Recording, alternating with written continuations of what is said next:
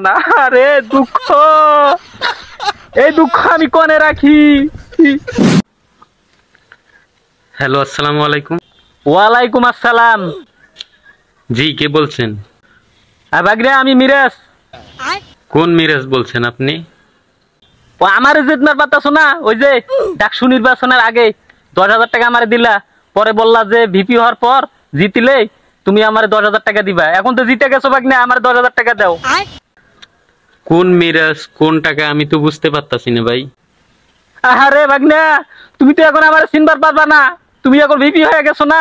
এই মিরাজ, এই মিরাজ 5,000 ছিল, আমি একাই মাইরা বেলুট বাক্সি ভরাইছি নিজের হাতে।